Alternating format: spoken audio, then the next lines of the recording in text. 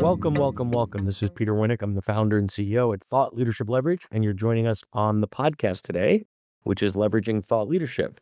Today, we've got two for the price of one. So we've got two guests who are co-authors and co-founders of Leadership Whack-A-Mole. So we've got Rick Shriver and Jeff Fierstein. So I could go into their bios, but they're actually pretty long and intense, and I'd rather just chat with them directly than tell you how wonderful they are, but they are wonderful. So anyway, welcome aboard, gents.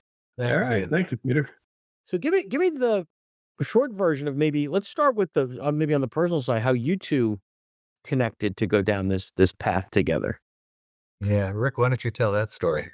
Well, we actually connected the first time. Probably when was that, Jeff? 42 years ago when I visited his facility up outside of Chicago. I was working at the corporate office for Hospital Corporation of America.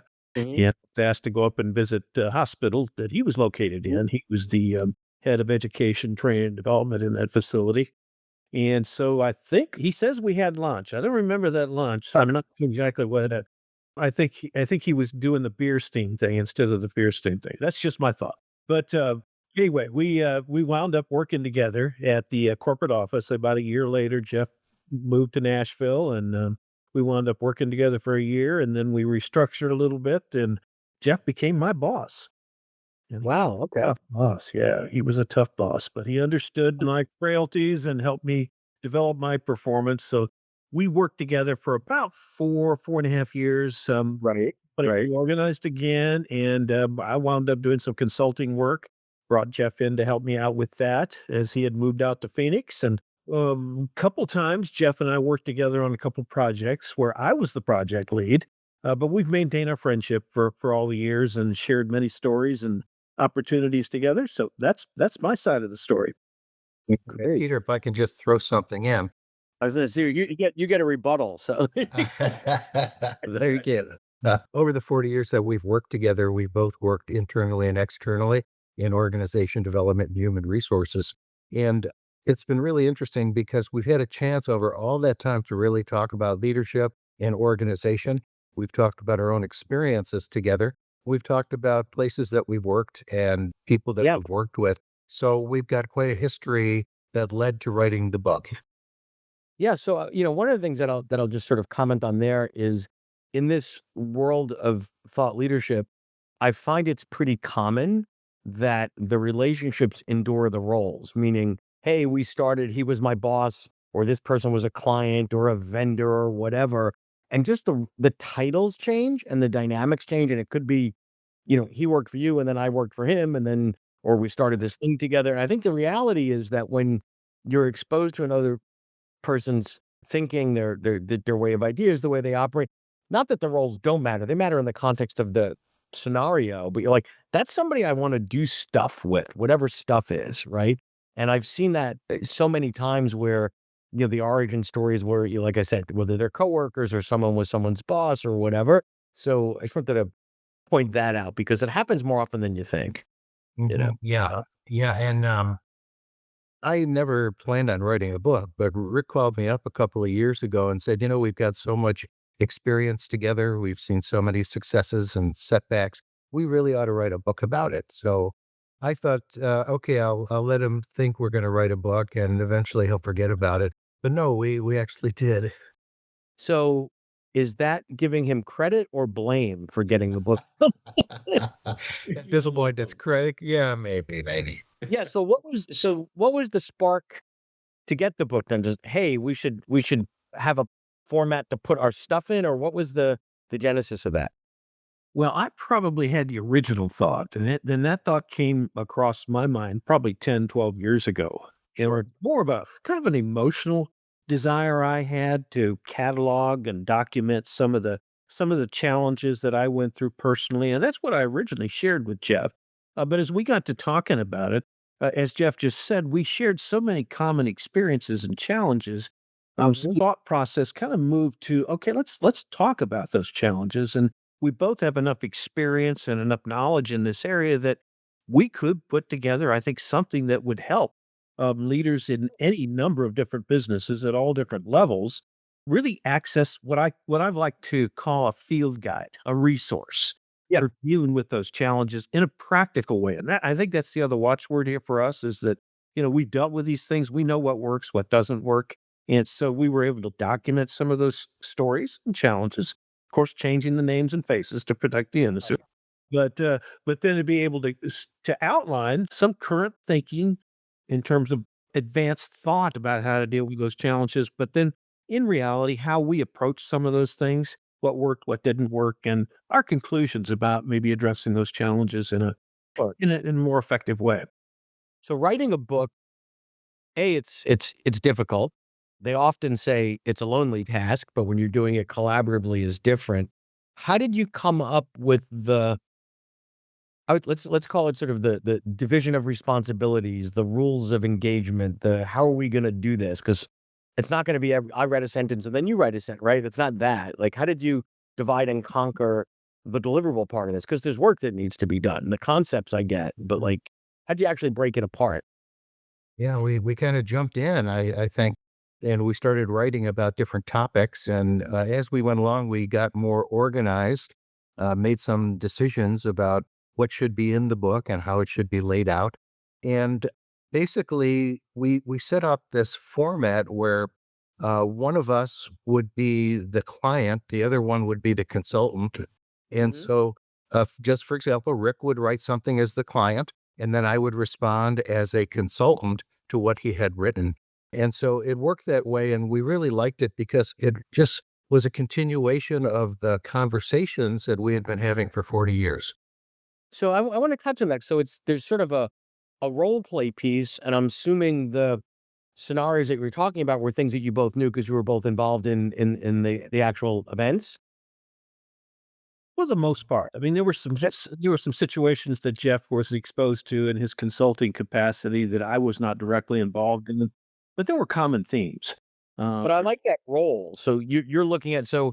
here's a situation, one of you looks at it through the role of the client, one of you looks at it through the role of the expert. Because those 2 perspectives, and I think it's kind of interesting in this world are often pretty different, right? So the consultant comes in and says, "Well, it's obvious that this is what's broken," right? And then the client's looking there going, "No, no, no, it's fine that our, turnover's through the roof or our profits." Say, "No, no, no, it's nothing to see here. That's all good," right? So Well, like, from my perspective, it reflected our styles too. yeah, Jeff is very much a highly analytical, a very structured individual. yeah. I discovered that early on in our working relationship. I sometimes can get a little off the wall on the DISC scale. I'm a high I. I tend to Right. be out there with some creative thoughts, and Jeff has to reel me in from done to done. But it was a good relationship because as a client, I would come up with these thoughts or ideas, and Jeff was always good about challenging those and saying, "Okay, Yeah. let's get back down to earth." Which worked well in the relationship that we had. Very cool. So now you get through the hurdle and the challenge and the blood, sweat, and tears of writing a book, and now it's gotta be released into the wild, right? So just when we thought writing the book is the hard part, right? Oh, Comes yeah. the next part. Tell me, because and this I think is critical because writing a book is so hard, right? And, it could take so long and you're always questioning, should I have done it this way or that way? Or this would have been a better story, whatever. Then it's done, right? So you hit send or publish or whatever. Now you got is a whole different role that you have, right? In terms of being somewhat promotional and the marketing and all that. So what's that journey been like? Because I think a lot of authors don't think about the other side of after it's written, here's the role I'm playing. That's right, yeah, and we did think about that. We've done a lot of self-education during the time we were writing the book, and we realized that the real key is not the book, it's the marketing. Yeah. We have a great book, but unless people know about it, it's not going to reach their desks. So we've learned a lot on our own about marketing through social media, marketing through email, marketing. Well, here's a podcast that I think is a great example of how people can spread the word about their thinking or even a book. So, yeah, a lot of self-learning, and there are so many people out there, as you probably know, Peter, that have their own ideas about how to market it. And we've gone down a few blind alleys. If you're enjoying this episode of Leveraging Thought Leadership, Please make sure to subscribe. If you'd like to help spread the word about our podcast, please leave a 5-star review at ratethispodcast.com/LTL and share it with your friends. We're available on Apple Podcasts and on all major listening apps, as well as at thoughtleadershipleverage.com/podcast. So stay there for a minute, Jeff, because I like the idea of starting with sort of that beginner's mind saying, hey, we've never marketed a book before. Let's learn how to do that, right? Let's figure that out. And then you go, and it's not the world is flat, the world is round. There's probably 32 perspectives or whatever. So how do you synthesize that? How do you process that as a trial and error? Like, what are some of the things that you did that you wouldn't do again? And what are the things that are surprising that like, wow, that thing that sounded like maybe silly is really effective? Well, one of the things we discovered early on is that while we thought we had a very creative title, and I think the concept behind it still makes a lot of sense, the whole notion of the whack-a-mole game that, you hit one thing and 14 other things pop up, just the whole open systems, holistic organization perspective. But unfortunately, when a book goes out on, for example, Amazon, and people are doing keyword searches, they're not gonna type in whack-a-mole games. And so Well, but I would push back and argue there's good and bad to that, right? So nobody's Googling, I need a book called Whack-A-Mole, right? Unless they're playing whack-a-mole, whatever, right? So on that standpoint, I would agree. That would be, let's call that a negative, whatever. That might be a challenge. But if I go down the path of looking up books in the space, then it's a differentiator in that it stands out because there aren't 87 books on the whack-a-mole theory of leadership. So that's a balancing act, right? Yeah. Yeah. Yeah, and I think we thought that, didn't we, Jeff? We were kinda hoping that's where people would get to, and we did a lot with keyword searches, we did the marketing campaigns at Amazon with the KDP keyword searches and spent a lot of money, haven't gotten a lot of results with that. But we've also then recognized that we need to start making these connections. We're talking to you, we're doing the podcast, we're reaching out to people that we know in our discipline, trying to connect with them. We're going to be looking at a potential conference coming up early in the fall. Right. And so hopefully making a presentation there. But it's a long Stay with that outreach piece because I think what you tapped into there is critical. Yeah. There's a school of thought that's, well, we got to market this book. So it's got to go out to the universe, right? Strangers, people that don't know us, whatever. And to me, that seems so silly and ridiculous as a first bite of the apple because you're both at this for 40 years. I'm assuming you might have come across some people over your careers that might like you, that might admire you, that might respect you, right? And most people don't think of flipping the typical SEO thing because SEO by definition means I'm trying to find a stranger to come my way versus how do I deliberately and strategically target my network to say, hey, we wrote a book. Like, when I have and the recipient to that, I'm excited for that person. Like I want to help them. I want to spread the word a little bit. So what was the reception to that messaging? Jeff, you've had some good experiences with that. Yeah, we actually started out working with friends and relatives and people in our networks to let them know about the book and to ask them to spread the word. And then we've looked at a number of different methods for doing the marketing. We've tried. We're still doing the social media, which is getting us some benefit. We're now getting into email, which we think will be much more effective. And we're reaching out to people that we know or people that we've been led to in universities where they might be able to use the book, in corporate entities where they might be able to or might want to actually use the book for their own training. So we're spreading out and we're trying a number of different things that we hope and expect will be productive. So how do you get over a challenge underneath that for some, not all, is they get that. That's a rational approach, right? I'm gonna go after my network, etcetera. But then when it comes down to it, there's anxiousness or reluctance or, "Oh, I don't wanna be salesy. I don't want like, ooh, this does" like, whatever. And they can't kind of get out of their own way enough to hit send or pick up that phone or do that thing. Was that a challenge for either of you? Yes, it was. And actually, we're both doing a lot more what you are calling selling, Yeah. where we're going out to people and actually selling. not necessarily an individual book, but like I mentioned before, selling opportunities Yeah. to train other folks. So how did you get over the hurdle? Because again, for some it's second nature. For others, it's like, "Ooh, I've never had to do that. I'm the academic or I'm the writer. I'm the, not that they feel cheesy. It's just an unknown domain. It's so I don't how do you do that? Or You I know, selling has a bad connotation. yes, yes, Peter, in all the years that I did consulting, as an independent consultant, one of the difficulties I had was in selling. But what I found with the book is I believe in it so much, and I believe that it has so much potential for people to learn and to improve in their leadership skills. That's really getting me over the hurdle of being able to pick up the phone and call somebody and and sell. You know what? That's the $1,000,000 answer, and it's a lot. I give a version of that advice to a lot of my clients saying, "You wrote the book, yes. How much time and energy did it take you? Oh my god, months, years, thousands and thousands and thousands of hours.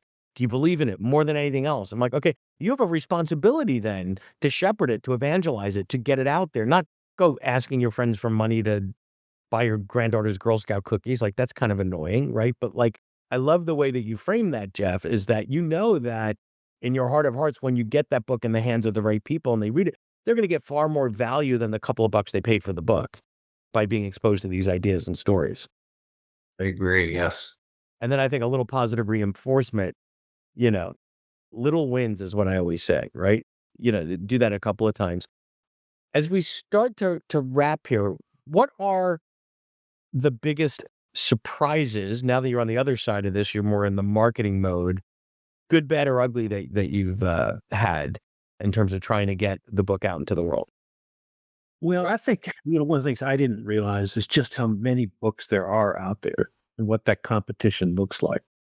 And the varying quality of some of those books. I mean, there are all Yeah. kinds of people that think they have good ideas, what could be put in print and distributed, but I had no idea just how big that field was. So when you get a ranking, for example, on Amazon and you're not past the 2,000,000 mark, you go, "What? That can't be the case." But there are lots of and fewer than 1% of the population actually ever writes a book, and that's surprising too. Yeah. Yeah. Yeah. Yeah. Jeff, and for you, Jeff? For me, I think it's been all of the energy, the effort, and the love that went into putting this book together. And when the book was done, I didn't expect to kind of crash from having it done. It was completed. And so now we needed to jump into the marketing. And so the whole routine, it was very new for me and very unique for me Right. and very challenging too. No, I love that because I think there's sort of a couple of, I call them not crash points, but okay, the manuscript's done. Phew, Yeah. wow, let's celebrate. Mhm. Then it's like, okay, here's the next journey. Let's start marketing. That's never quote complete. You know when a manuscript's done that that's complete, done, can't be undone, right? When are you finished marketing your book? I would say probably sometime after you're dead, right? Because at some level, books are not seasonal. It's not like, the florist is probably pretty lonely the day after Valentine's Day, right? You don't have that phenomena with a book. And the degree or the volume by which you're in that mode changes. But I would argue, particularly with your sort of mindset around it, you'll probably never stop and you'll probably never want to stop exposing and evangelizing those ideas. Yeah, I think one of the things that I realized is that and both Jeff and I are pretty much retired from our formal roles in business and industry and consulting, is that this keeps our minds alive, keeps us Yes. invested in and engrossed in those things that really we were passionate about in our separate capacities. Every week we're writing blogs out on our website. Good articles. Jeff wrote one this week. It's awesome. Check it out. It's, talk about top of the line thinking, but it's all about the whole notion of holistic thinking and sub-optimization. And so we're challenging each other with that. And hopefully we're going to start getting some connections and people are going to start recognizing this as a real resource for them. Yeah. It's a marathon, not a sprint. That's what I That's right. That's right. yeah. Great chatting with you both today, and I appreciate the transparency and the passion, and wish you all the best. Thanks so much, guys. All right. Thank you, sir. All right, Peter. Take care. To learn more about Thought Leadership Leverage, please visit our website at thoughtleadershipleverage.com. To reach me directly, feel free to email me at peter at thoughtleadershipleverage.com.